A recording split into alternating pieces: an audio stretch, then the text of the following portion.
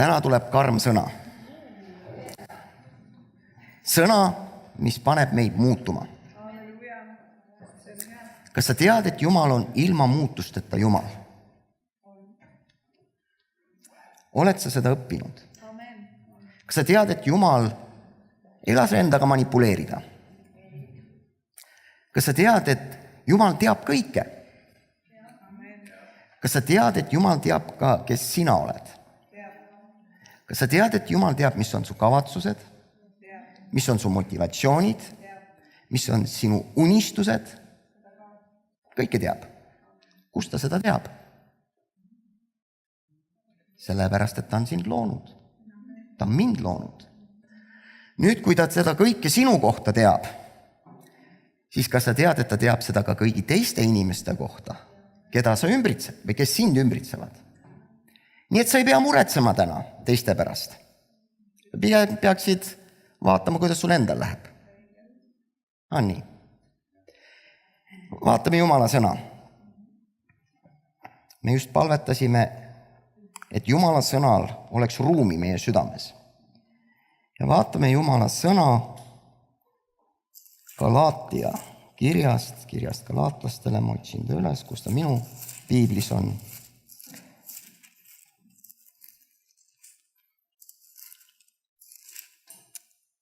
Vaata, mis Jumal ütleb. 6. peatükk ja 7. salm. Ärge eksige. Jumal tahab, et me ei eksiks. Jumal ei anna ennast pilgata, sest mis inimene külvab, seda ta ka lõikab. Sest kes külvab oma lihale, see lõikab lihast kadu. Aga kes külvab oma vaimule, see lõikab vaimust igavest elu. Ärge eksige. Jumal ei anna ennast pilgata. On asju, mis Jumal on seadnud maailmas, alates juba loomisest. Ja neid asju ei saa muuta. Meie asi nende asjade suhtes on, kas me võtame need vastu või me tõrjume need eemale. Muud valikut ei ole. Kas me lepime nende asjadega, mis Jumal on loonud nii, nagu nad on loodud? Näiteks, minu abikaasa on totaalselt teistmoodi loodud kui mina. Ja tänu Jumalale. Muidu oleks mul väga igav abikaasa.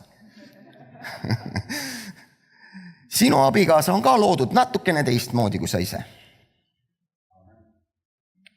Jah? Tänu Jumalale. Oled sa nõus minuga, et see on rõõmusõnu?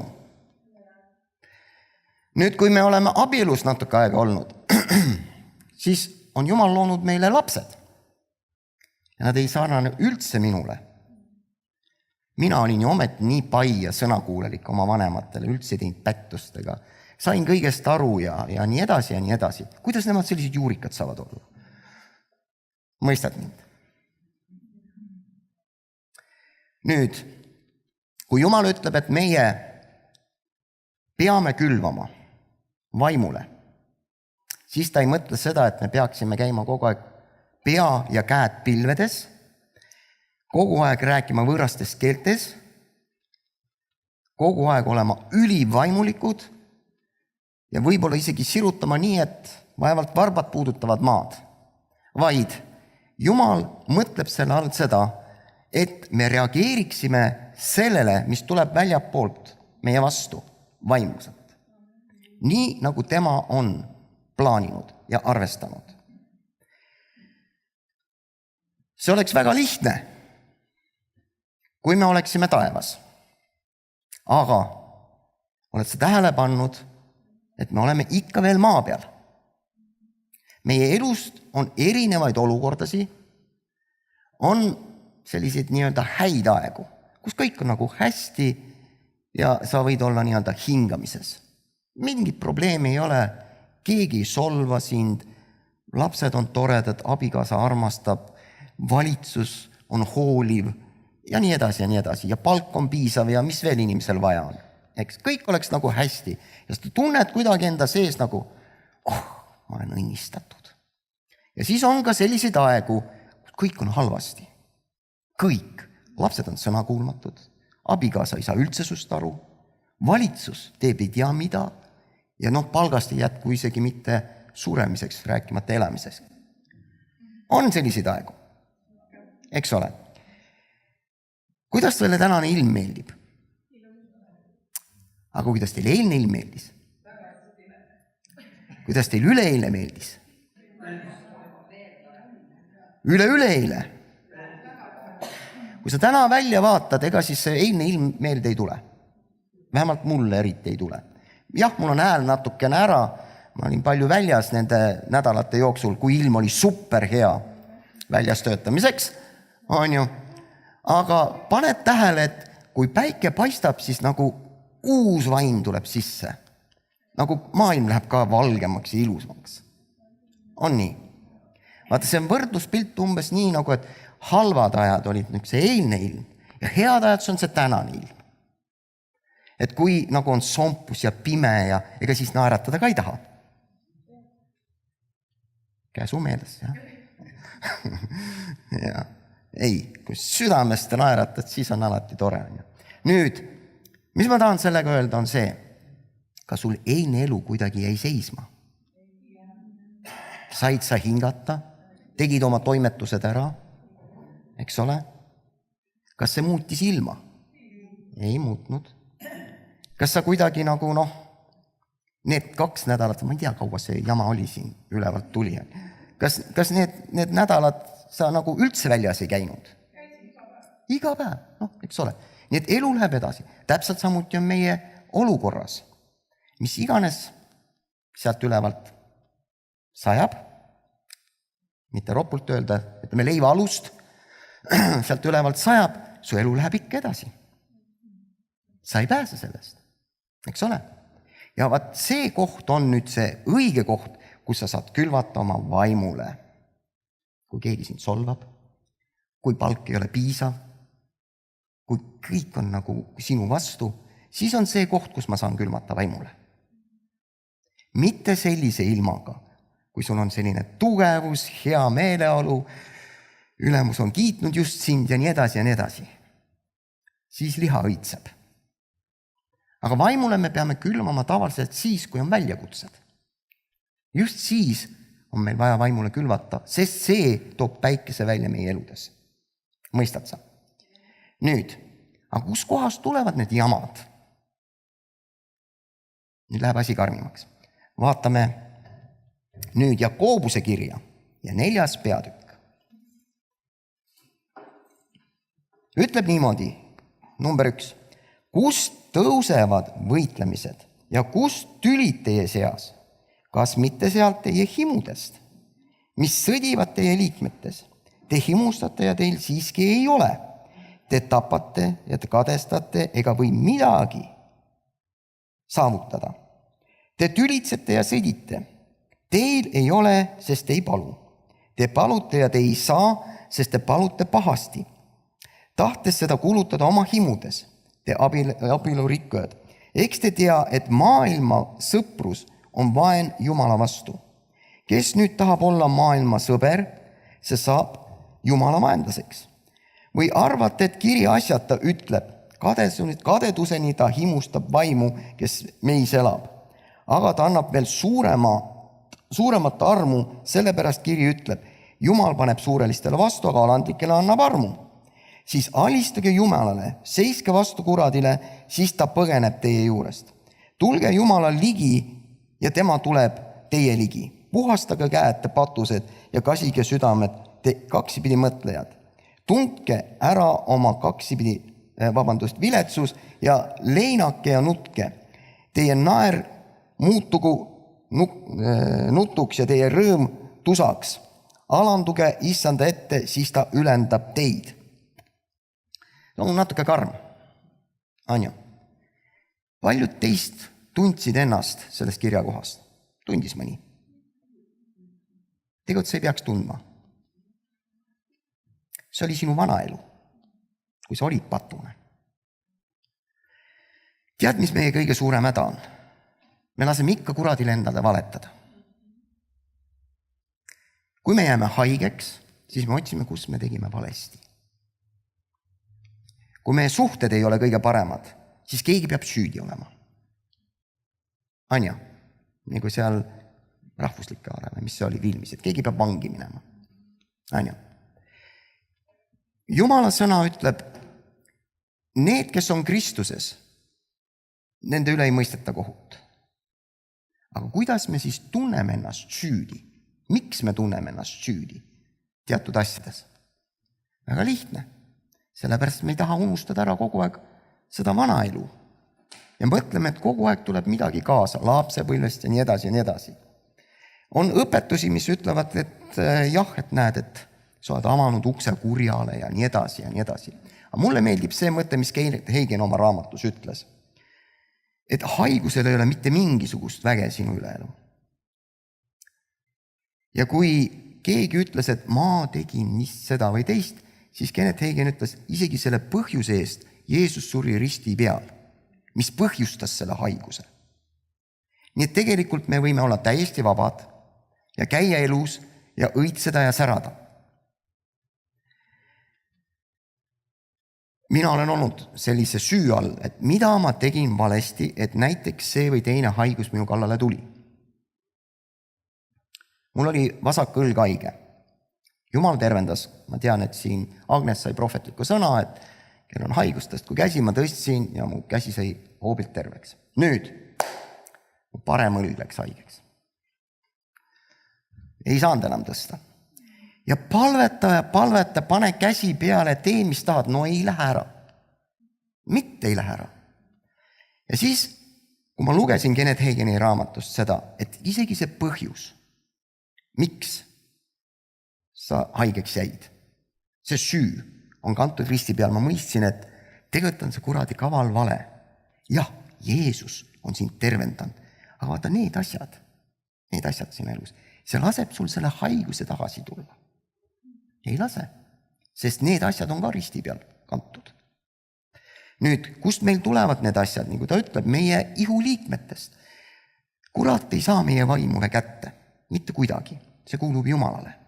Aga mida ta teha saab?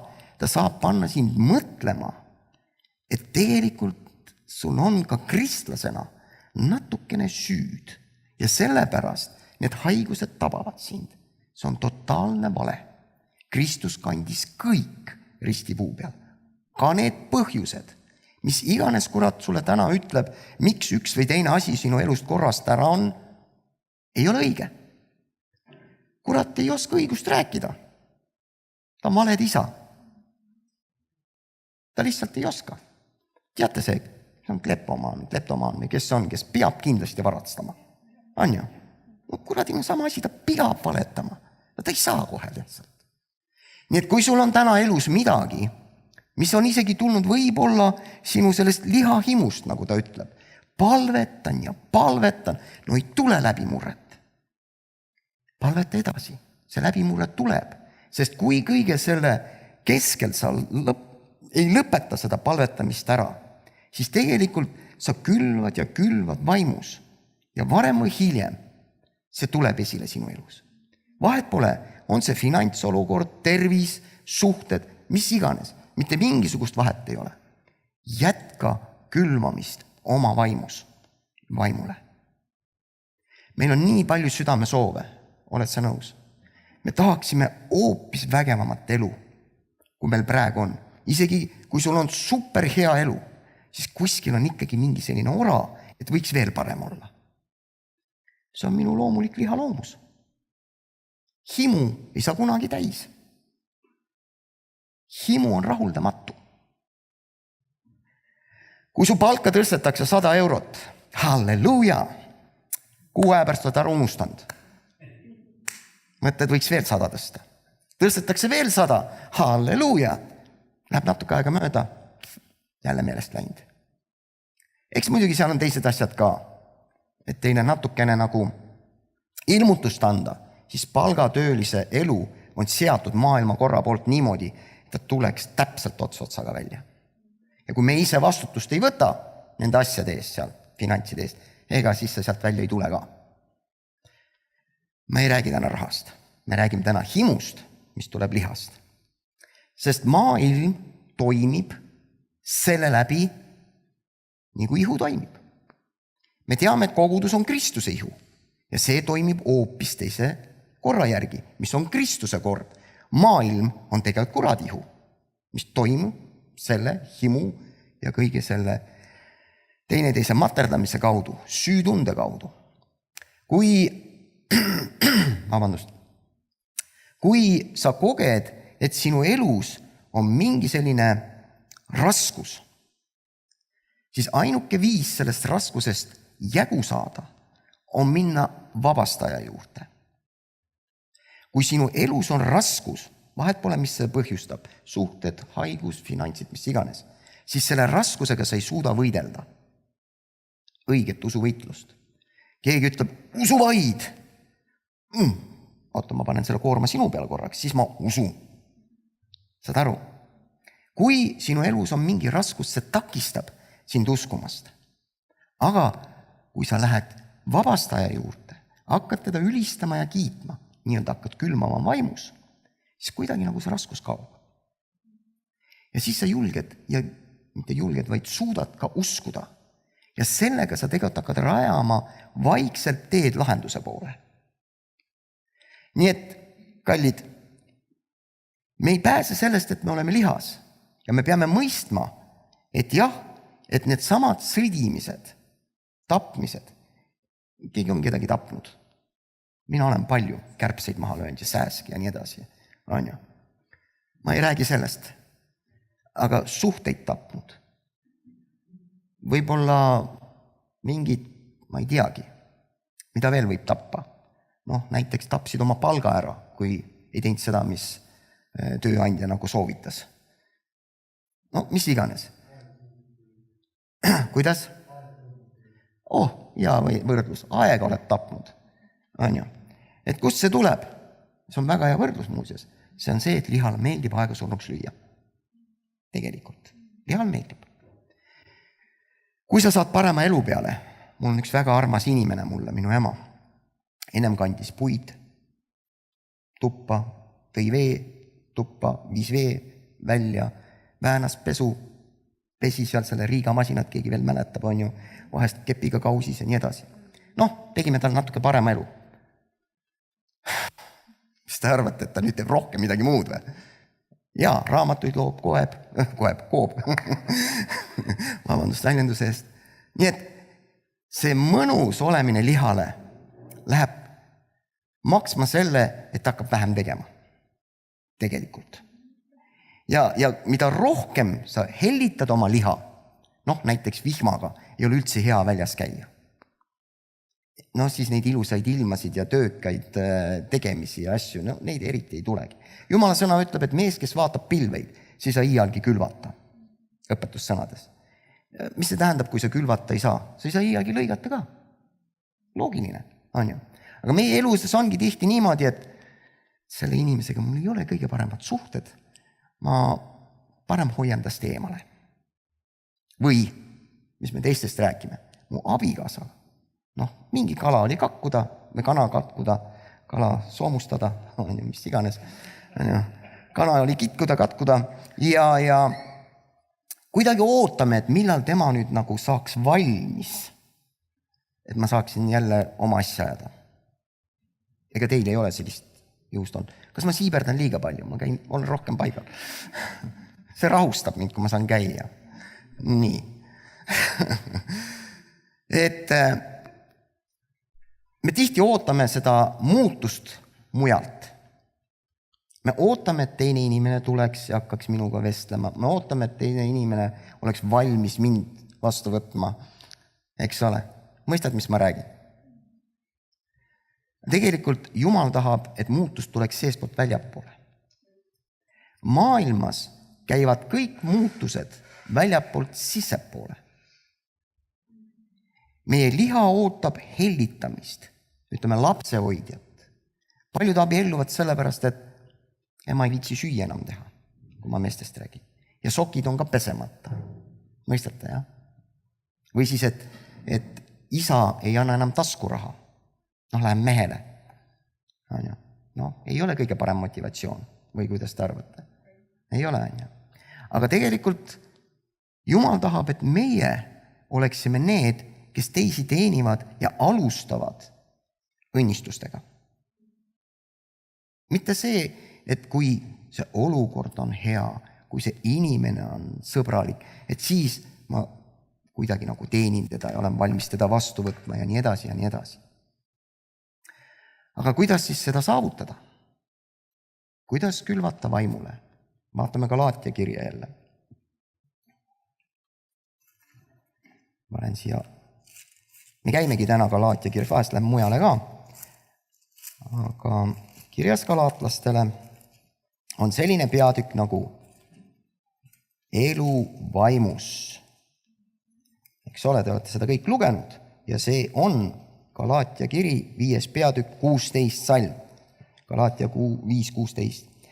Aga ma ütlen, käige vaimus, siis te ei täida mitte lihahimusid, sest liha himustab vaimu vastu ja vaim liha vastu.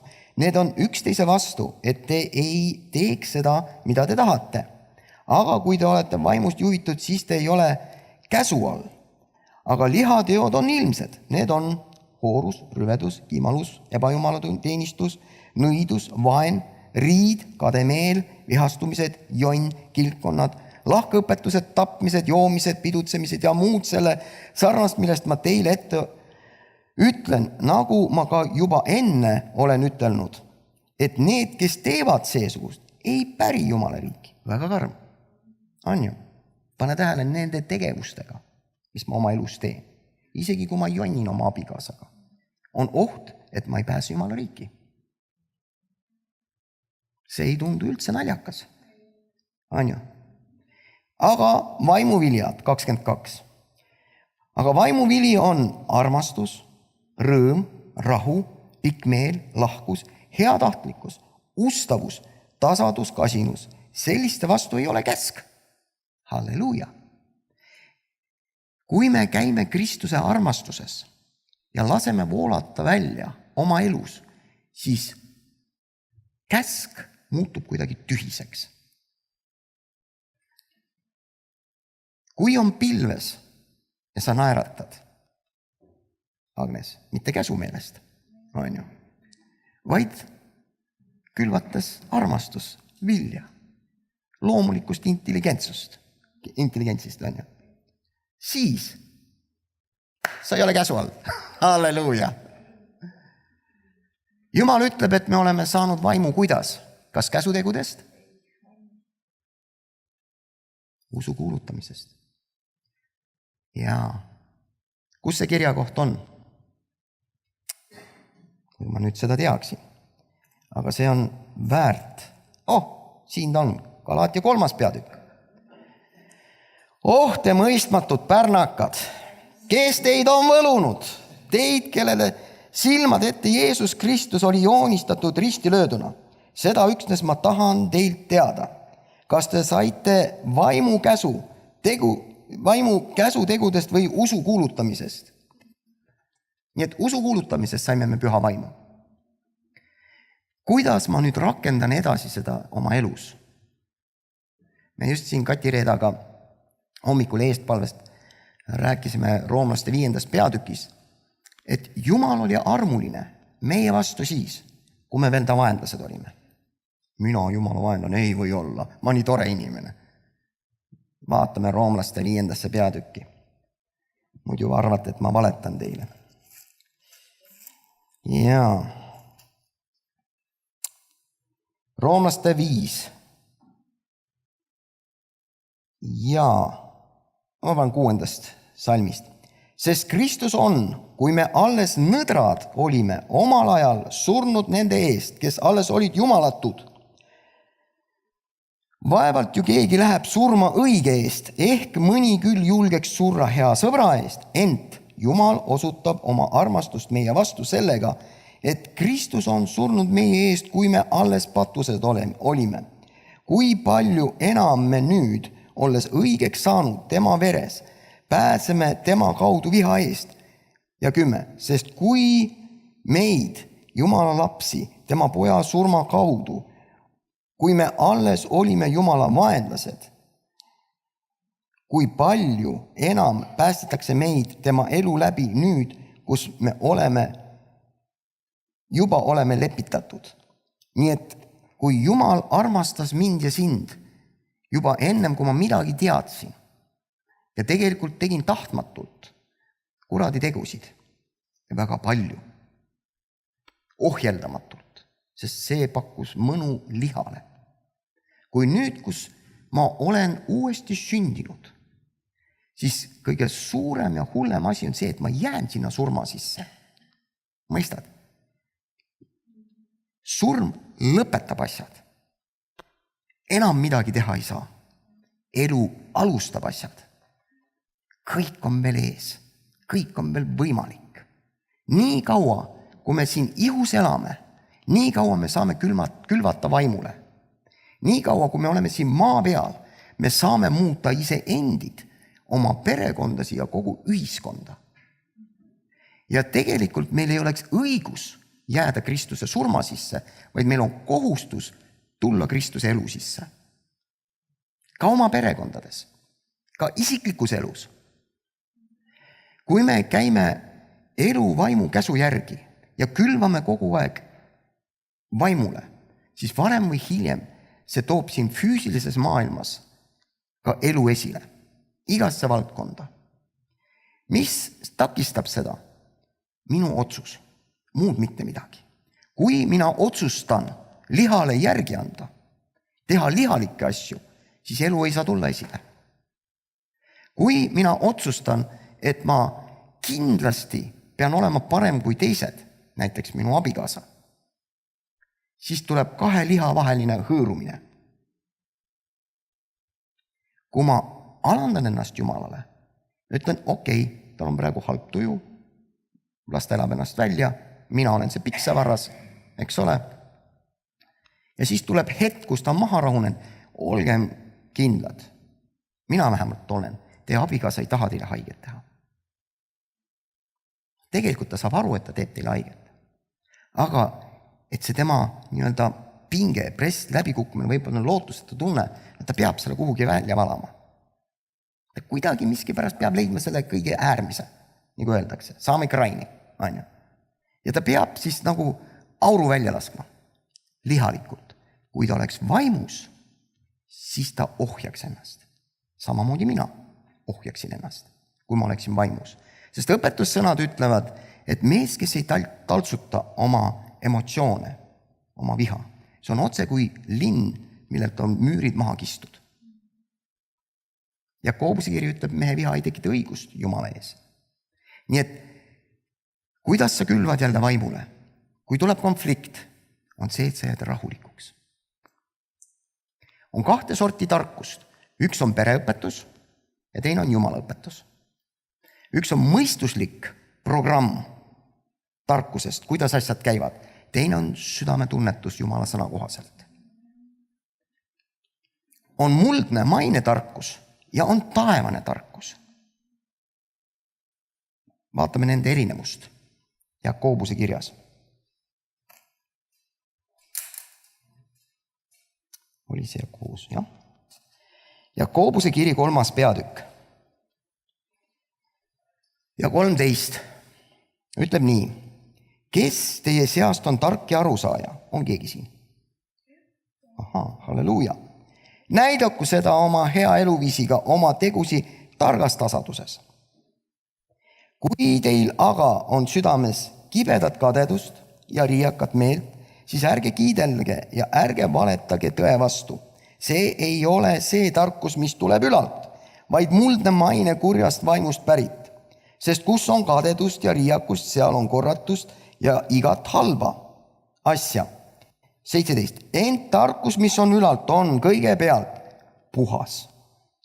Siis rahulik, leplik, sõnakuulelik, täis halastust ja head vilja, kahtlusteta, teeskluseta. Õiguse vilja aga külvatakse rahus nende heaks, kes peavad rahu. Amen. Lihalikult, kui laps eksib, mina annaks nii, et jalad maast lahti. Lihalikult. Aga Jumal ütleb, jää rahulikuks. Ja tuleb välja, laps polegi süüdi. Ta teeb täpselt samamoodi, nagu mina ees tegin. Kes mulle annab nii, et jalad maast lahti? Sest ega lapsed, kullakesed, lapsed jäljendavad meid. Head Kool on öelnud kunagi meestele, et sa ei saa lapse sisse mitte midagi panna sellist, mida sa ise ei tee. Veel hullem asi selle juures on see, et sa saad ka midagi välja peksta, mis sa ise teed. Ja see on tõde. Kui sa tahad, et sinu ümbruskond muutuks, pead sa ise muutuma. Kui sa tahad oma ellu muutust, inimeste muutust suhtes sinuga, sa pead ise muutuma. Ma ütlesin, et see on karm. Loomulikult, sest liha ei taha muutuda. Aga mina, kes siis mind hellitab? Mida külvad, seda lõikad.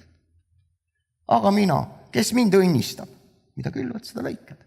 Aga mina, kes mind armastab? Mida külvad, seda lõikad. Amen. Nüüd, seda on palju lihtsam rääkida siit eest, kui oma elus elada. Sest meil on emotsioonid, meil on tunded. Aga kust nad tulevad? Mis? Oleneb, just nimelt, oleneb, kuidas elu näed. Tihti me hindame inimesi enda arusaamist mööda. Kuidas meie selles olukorras, kas oleme kogenud midagi, õppinud midagi, käitunud kuidagi, ega ei suuda nagu teise inimese nagu positsiooni ennast panna. Nõnda siis kõik, mida me teeme, mõistame kohut teist üle sellest, mis on minu arust õige. Isegi mitte uurides ega mõeldes, mis Jumal selle olukorra kohta ütleb. Samamoodi meie lastega, meie abikaasa kõigiga, meie ülemustega kõigega. Kui meil oleks selline rahulik meel, nagu ta räägib, et kõigepealt taevane tarkus on puhas, siis rahulik. Kui sa paned ennast sellise otsusesse, mis iganes minu vastu tuleb, ma jään kõigepealt rahulikuks. Siis sul on ka võimekus kuulda Jumala häält ja meenutada Jumala sõnast, kuidas asjad käivad. Kui sa reageerid kohe, ühesõnaga ei ohjelda ennast, Jumala vaim ei saa rääkida sinuga.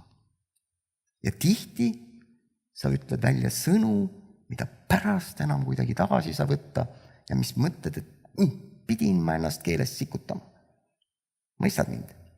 Sõnad, mis on öeldud ja need on oma töö teinud. Kas sul on vahest selline küsimus elus nagu miks?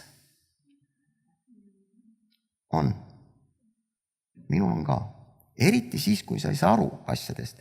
Olen seda teist teinud, olen püüdnud ennast muuta, olen ilusti käitunud, kõike teinud, jälginud Jumala, palvetan nii, et tead, igimulli otsa eest ja nii edasi. Miks see asi minu ellu juhtus? Meil käis siin üks kõneleja, mäletate, Riho Laiksoo. Ja ma tänan Jumalat, ma sain temaga koos söömas käia. Ma sain kõhu täis, aga ma sain ka ilmutuse. Sest minu elus on väga palju miksisi olnud. Ja ma olen pidanud lihtsalt leppimata ilma lahenduste saamiseta või vastust Jumala käest, et ja küll see asi on nii. Aga miks? Millega ma selle ära olen teeninud? Või miks see inimene niimoodi teeb või miks on ju? Ja ma küsisin Riho käest, et sul olid sellised asjad juhtunud ja kogu aeg miks, aga ma ei saanud vastust. Ja Riho ütles, ma unustasin. See miks on vale küsimus. Jutlus läks seal edasi, tänu Jumalale. Mina sain vastuse. Ma ütlen teile selle edasi. Me ei peaks küsima miks, vaid kuidas edasi. See õige küsimus ei ole miks, vaid on küsimus kuidas edasi. Okei, see asi juhtus. Ütlesin vales kohas vale sõna. Tegin valet asja. Olin nõrk, mis iganes. Kuidas edasi? Kuidas ma nüüd lahendan seda olukorda? Kuidas ma selle olukorraga toime tulen? Kuidas ma pean käituma? Kuidas palvetama? Mõistad? Kuidas edasi annab lootust? Miks jääb ajalukku? Mis ma tegin siin nurga taga valesti? Miks see mulle juhtus? Mis ma jälle olen teinud? Kuidas edasi vaatab tulevikku? Kuidas ma pean muutuma? Äkki ma pean paastuma? Ei ole paha mõte, on ju. Äkki ma peaks Jumala sõna lugema? Äkki ma peaksin rohkem otsima Jumalat? Äkki tegelikult mind katsutakse läbi? Sest Jumala sõna räägib, teid kõiki katsutakse läbi. Ta ütleb, et teie vendadel ja õdedel on täpselt samasugused kiusatused ja katsumused nagu teil. Ja siis ta ütleb veel väga huvitavalt, te ei ole veel vereni vastu pannud. Assa poiss. Millal see veel tuleb? Aga kui sa küsid, kuidas edasi, siis on lootust. Siis saab Jumal hakata rääkima, kuidas edasi. Kui sa küsid, kuidas edasi, siis sa hakkad asja näitama teises perspektiivis kui selles, et otsida süüdlast, kes vangi läheks. Sest kui nii kaua, kui me otsime süüdlast, tiirutab Jumal, kurat meie ümber. Sest tema on süüdistaja ja kui sina küsid miks, siis ta kohe näitab miks. see mees seal. Ahah, see mees. Ja sa läheb fookusest välja. Või abikaasa ütles, miks ta mulle niimoodi ütles? Siis kurat kohe tuletab meelde, miks ta sulle seda niimoodi ütles. Aga kui sa küsid, kuidas edasi, siis kuradil ei ole midagi teha. Sest tema ei ole looja. Ta ei suuda uut olukorda luua. Nii et, sõbrad, eil oli väga halb ilm. Ma sain nii palju tööd ära teha, tänu Jumalale. Sest teised ei tahtnud tööd teha, halb ilm oli, mina sain teha. Täna paistab päike, aga see ei jää nii. See ei jää nii. Ja meie olukord elus on täpselt samamoodi. Sul võib olla hetkel selline halleluuja meeleolu. Ja Jumala sõna ütleb, et kui sul käsi hästi käib, siis anna kiitust Jumalale. See on õige teha. Ole tänulik. Aga kui tuleb jälle selline eilne ilm, ära anna alla. Küsi, kuidas ma selles olukorras peaks edasi minema Jumala käest. Otsusta, et sina külvad vaimule ja varem või hiljem sa saad sellest lõigata elu. Elu suhetes, elu finantsides, elu tervises, mis iganes elu. Elu on täis lootust. Elu loob midagi uut. Elu toob ka kõige sügavamast, külmast pinnasest ükskord esile superilusa lille näiteks. Elul on selline vägi. Halleluuja. Nii et kui meie otsustame külvata vaimule, me näeme imelist elu iseendi, enda kaaslast, enda ümbruse, enda ümber igal pool. Ja ma pean seda ka nüüd ütlema. Olgugi, et ma ei tahtnud seda üldse puudutada. Jumal tahab, et sa naudiksid siin elu maa peal ka. Mitte, et sa peaksid ootama. Igavesti, millal ma ükskord ära kärvan ja saan üles taevasse. Sa võid nautida seda elu koos Jumalaga siin. Ta on loonud kõik selle ilu sinu jaoks. Sest kui tema lõi Eedeni aia ja seal polnud inimest, mis sest aiast siis? Aga ta lõi ka inimese sinna aeda. Nii et see on sinu Eedeni aed. Siin maa peal praegu. Kui sa lähed taevasse, lähed tõelisesse, aga praegu naudi seda, mis siin on. Ja ära unusta, et sa pole veel midagi näinud Jumala armust. Palju paremat, nagu me laulsime, paremad ajad on ees. Jumala selline kirg on kogu aeg üles tõsta meid. Ta ei ole kade Jumal. Kui me ütlesime, et see kadedus see on nagu maine, selline tarkus on ju. Jumal ei ole kade. Aga ta on väga armastav. Ja nii kui ma ükskord siin jagasin, et ta ei anna näiteks raha rumala kätte. On ju, saad aru, sa pead tark olema. Taevase tarkusega, koos Jumalaga nautima seda kõike. Ja siis see on nauditav. Kui Jumal näeb, et sa hakkad libastuma ja see, rikkus näiteks, võtame tervis, on parem näide. Et nii, nüüd võtab ta kõigist maratonidest osa, nüüd ta ujub üle lahe, teeb kõike ühesõnaga, läheb natuke liiale. Siis peab kuskilt hakkama midagi lonkama ka.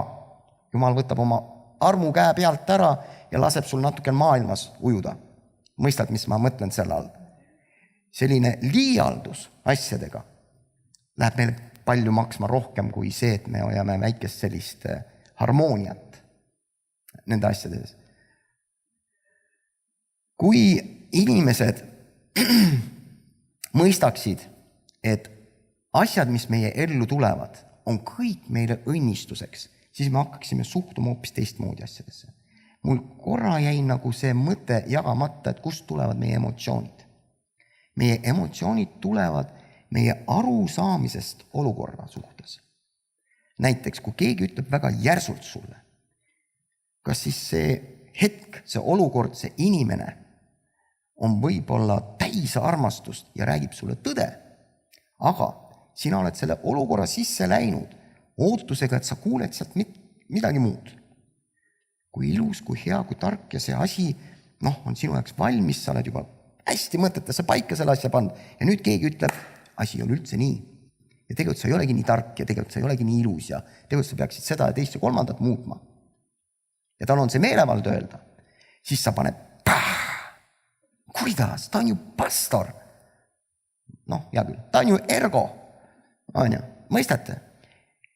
Emotsioon, mis hävitab, tuleb sellest, et me oleme loonud mingisuguse sellise asja oma mõtetes ja ootame kuskilt väljapoolt tuleks ja kinnitaks seda asja. Aga Jumala sõna Filippi kirjas ütleb, et me mõtleksime teatud asjadele, vaatame korra veel natukene aega, nende asjade peale ka, kiri Filiplastele. Kas ma nüüd leian selle oma kirjadest üles?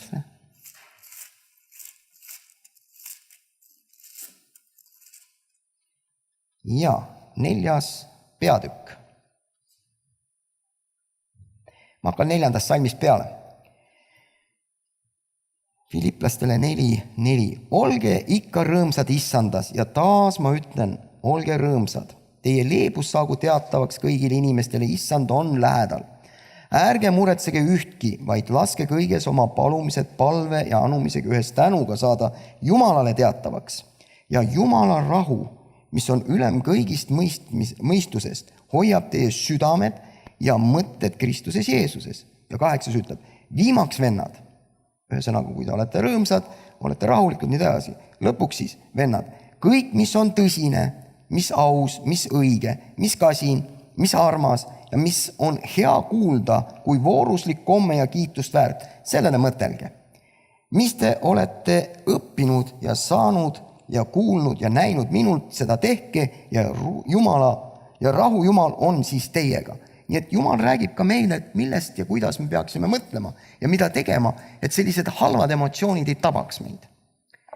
Kui ma olin noor, ega ma nüüdki vana suurt ei ole, aga kui ma noorem olin, siis ma väga kergesti ärritusin. Ja ärritusin just sellepärast, kuidas inimesed rumalad on. Need asjad käivad ju nii. Kui ma sain vanemaks, hakkasin mõistma, et ma ise ka kõike ei tea. Mõistad? Kui sul on selline vägev tervis ja teotaha ja puha ja kui keegi tuleb niimoodi, elu on raske, siis mõtled, mis raske on ju. Jalad kõhult välja tööle, mingi selline mõte. Aga tegelikult see ei ole üldse nii. Igal ühel on omad raskused, igal ühel oma arusaamine ja meie ei saa hinnata inimest selle järgi, mis meie oleme kogenud või kuidas meie asjast aru saame. Tegelikult sellega seoses tuli mul veel üks kirja koht meelde. Vaatame Jakobuse kirja. Ja see Jakobuse kiri on ikka nii 4. peatükk 11 ütleb niimoodi. Ärge rääkige vennad paha üksteisest. Kes vennast räägib paha ja mõistab kohut venna üle, see räägib